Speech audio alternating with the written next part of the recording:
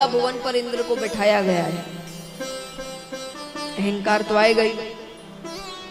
किसी ने बहुत अच्छी बात लिखी है कि खुदा जब हुस्न देता है तो नजाकत आ ही जाती है।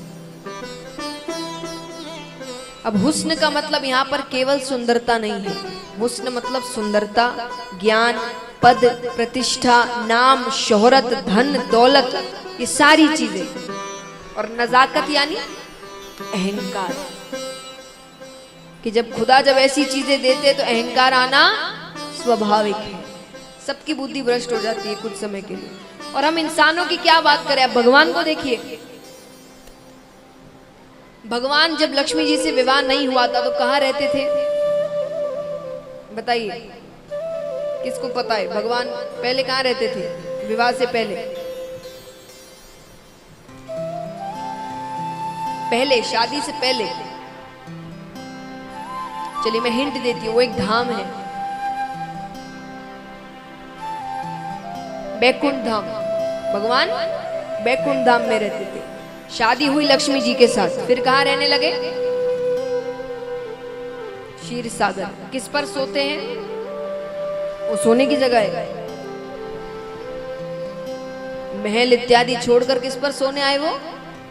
शेषनाग पर। कब से? लक्ष्मी जी कौन है? लक्ष्मी जी से विवाह करने के बाद भगवान ने कैसी हरकतें करी? तो देखिए, भक्तों ने लिखा है कि अगर कोई साधारण व्यक्ति धनवान होने के बाद या नाम शोहरत मिलने के बाद थोड़ी ऐसी वैसी हरकतें करे तो इतना चौंकने की बात नहीं है। क्यों नहीं है? वो कहते हैं कि अंध रमा संबंध ते होत न अचरज कोई। कि अगर साधारण व्यक्ति लक्ष्मी से संबंध जुड़ने के बाद ऐसी वैसी हरकत करे तो अचरज मत करो। कि अंध रमा संबंध ते होत न अचरज कोई। क्यों? क्योंकि कमल नयन नारायण हूं रहे सर्प पे सोए। जिसके कमल जैसे बड़े, भाई छोटी छोटी आंखें हो तो समझ में भी आए भाई ठीक से दिखा नहीं, और उनके तो श्रृंगार में उनकी प्रशंसा उनकी आंखों की होती है कि कमल जैसे बड़े बड़े नैन हैं, तो इतनी बड़ी बड़ी आंखें तो शेषनाग नहीं दिखा ठीक से, उस पर सोने चले गए। तो जब भगवान ऐसी वैसी हरकतें कर रहे हैं लक्ष्मी जी से संबंध जुड़ने के बाद, हम और आप तो करेंगे। तो इंद्र की इस हरकत पर ये बताया, तर्क दिया गया कि जब खुदा जब हुस्न देता है तो नजाकत आ ही जाती, अहंकार आना स्वाभाविक है।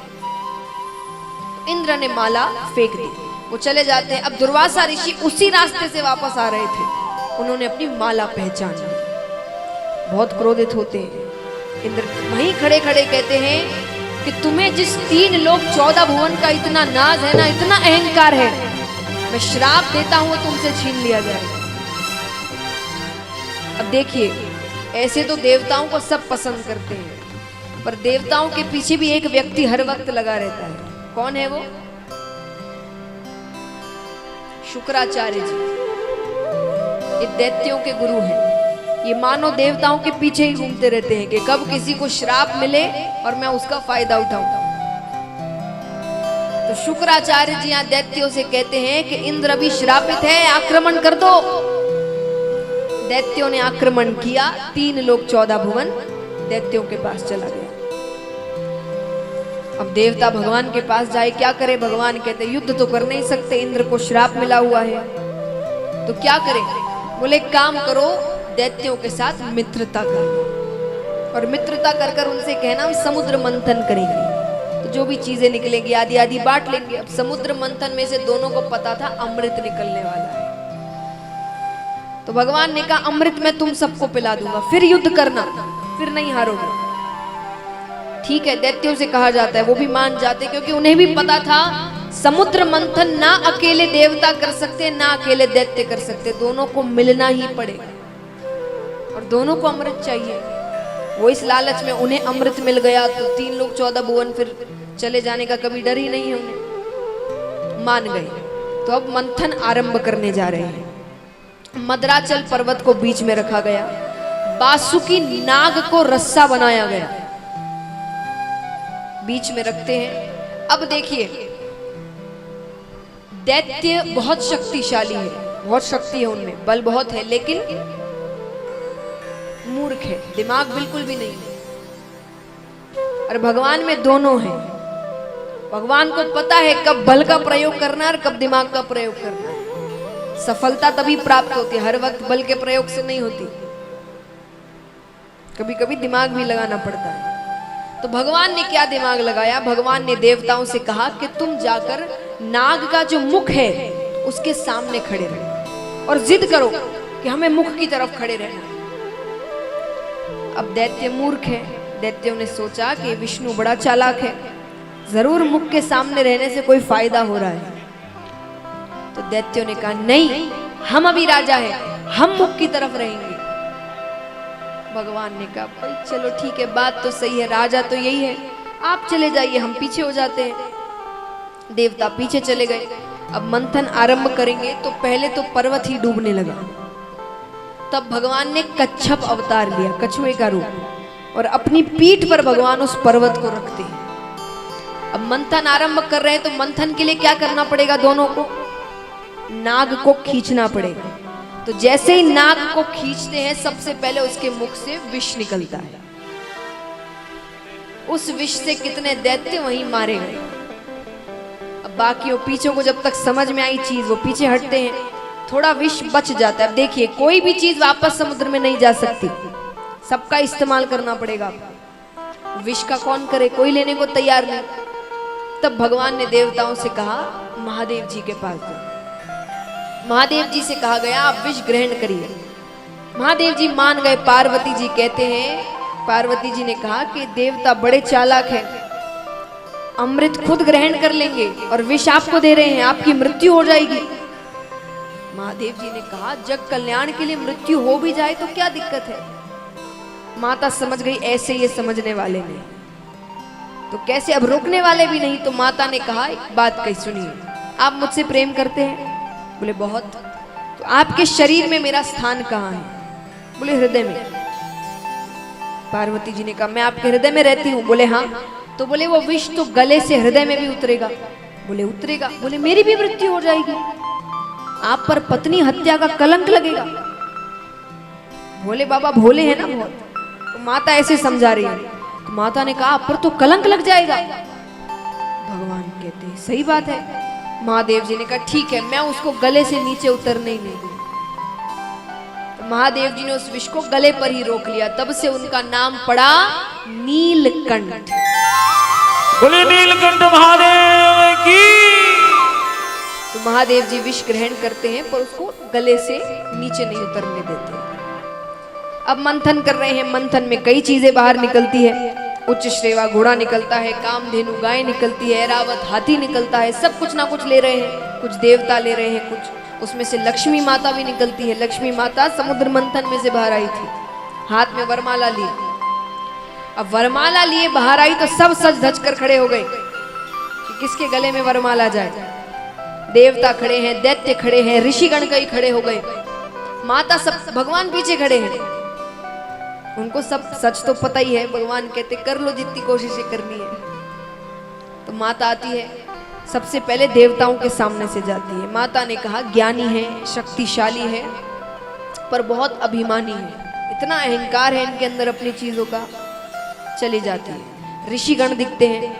माता ने कहा बलशाली है, ज्ञानी है, अहंकार भी नहीं है, पर क्रोधी है, बहुत जल्दी गुस्सा आ जाता है। चली जाती है। दैत्य सामने आते हैं। माता ने कहा बलशाली है पर मूर्ख है, ज्ञान बिल्कुल नहीं है। सब खत्म। तब भगवान सामने आते हैं। माता भगवान को देखती है, बलशाली है, ज्ञानी है, प्रेमी है, सरल है, विवेकी है, सारे गुण हैं इनमें तो। और माता ने विष्णु भगवान के गले में वरमाला डाला। लक्ष्मी नारायण भगवान की। दोनों का विवाह हो जाता है। अब फिर मंथन करते हैं तो उसमें से अमृत निकलता है। अब अमृत के लिए दोनों झगड़ने लगे। तब भगवान ने मोहिनी रूप ग्रहण किया। भगवान इतने ज्यादा सुंदर लग रहे हैं, इतने ज्यादा सुंदर लग रहे हैं। और देखिए जो कामी व्यक्ति होते हैं ना, वो बाहरी सुंदरता देखते हैं। जो सच्चा प्रेम करते हैं वो आपकी अंदरूनी सुंदरता देखते हैं। तो दैत्य कामी है। अब भगवान इतने सुंदर लग रहे हैं कि वो अमृत तो भूल गए और भगवान के पीछे पीछे जाने लगे। और भगवान ने भी जितने दैत्य थे सबको मदिरा पान करवा दिया और यहाँ पर देवताओं को अमृत पिलाने लगते हैं। अब दैत्यों में से एक दैत्य थोड़ा होशियार था, राहु नामक दैत्य। उसने भगवान को पहचान लिया तो वो चुपचाप देवताओं की श्रेणी में जाकर खड़ा हो जाता है। भगवान ने गलती से उसे भी अमृत पिला दिया। अब जब तक भगवान को समझ आए, भगवान ने सुदर्शन चक्र फेंका, सर धड़ अलग कर दिया, लेकिन तब तक अमृत ने अपना काम कर दिया था। तो तब से वो दो दैत्य बने, राहु और केतु। अब यहां पर दैत्यों को गुस्सा आता है। जैसा मैंने कहा, दिमाग नहीं है, मूर्ख है। ये समझ गए हैं, जब पता चल गया कि सबने अमृत पान कर लिया है, फिर भी गुस्से में युद्ध करते हैं कि हमारे साथ धोखा हुआ है। युद्ध करते 3 लोग 14 भुवन देवताओं के पास चला जाता है। इस प्रकार देवताओं ने अपना सिंहासन वापस लिया। राजा परीक्षित कहते हैं, तो क्या इसके बाद दैत्य चुप बैठ गए? वो हार मान लिए? बोले नहीं। उसके बाद दैत्यों ने ऐसा कुछ किया जो किसी ने नहीं सोचा था। क्या किया? बोले दैत्यों ने धर्म का कवच पहन लिया। दैत्य सत्य की राह पर चलने लगे,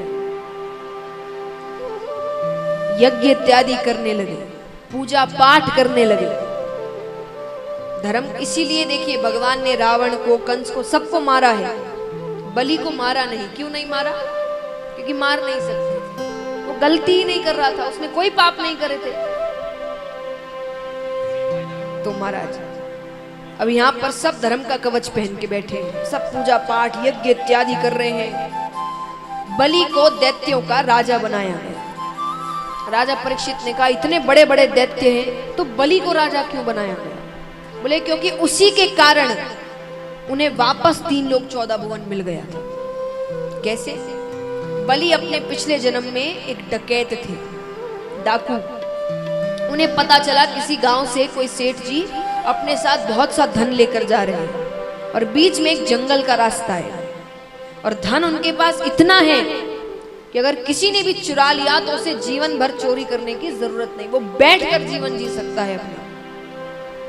डकैत बलि ने सोचा ये अच्छा मौका है, आखिरी चोरी करते हैं, बस ये चोरी कर कर फिर कभी चोरी नहीं करेंगे। तो बलि ने रास्ते के लिए एक पोटली में 2 रोटियां बांधी कि भूख लगी बीच में तो भोजन कर लेंगे। पर चोरी करने का ऐसा जुनून सवार था, वो चलते जा रहे, सीधा जंगल में ही जाकर रुके। अब सेठ जी को आने में थोड़ी देर थी तो उन्होंने सोचा भोजन कर लेते हैं। स्नान इत्यादि कर कर अपनी पोटली खोलते हैं कि सामने से एक कुत्ता आता है, बहुत भूखा है, वो रोटी की ओर देख रहा है। बलि को दया आ गई, उन्होंने अपनी एक रोटी उस कुत्ते को दे दी, उसने तुरंत खा ली। अब जब तक बलि दूसरी रोटी खाए, उसने वापस आकर फिर वो दूसरी रोटी को देख रहा है। बलि ने दूसरी रोटी भी उसे दे दी कि छोड़ो कोई बात नहीं। अब इस पूरे कार्य को करने में कुल 24 मिनट लगे। कितने मिनट? 24 मिनट, एक घड़ी यानी कि एक भूखे को भोजन करवाने में। फिर वही सेठ जी आते हैं, चोरी इत्यादि, वर्ष बीतते हैं, अंत समय आया, मृत्यु हो गई। यमराज चित्रगुप्त के पास जाते हैं, बताओ कितने पाप किए, कितने पुण्य किए? चित्रगुप्त ने कहा जीवन भर पाप ही पाप किए हैं, सिर्फ 24 मिनट का पुण्य किया है। एक भूखे को भोजन करवाया है इसने। ठीक है, यमराज ने कहा पहले क्या भोगना चाहते हो, पुण्य की पाप? अब उसी रास्ते से शुक्राचार्य जी जा रहे हैं। शुक्राचार्य जी ने कहा कह दो पुण्य। बलि ने कहा पुण्य। क्या करना चाहते हो? जैसे मैंने बताया, स्वर्ग में आपकी इच्छाएं पूरी होती हैं। तो यमराज ने पूछा क्या करना चाहते हो? शुक्राचार्य जी ने कहा कह दो इंद्रासन पर बैठना है। बलि ने कहा इंद्रासन पर बैठना है। इंद्र को समझाया गया 24 मिनट की बात है, उसके बाद वापस तुम्हारा ये आसन। ठीक है, बैठाते हैं।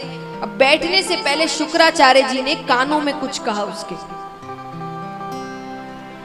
उसने कहा ठीक है, मैं ऐसा ही करूंगा। चले जाते हैं। अब जैसे ही आसन पर बैठते हैं कि बुद्धि भ्रष्ट हो जाती है।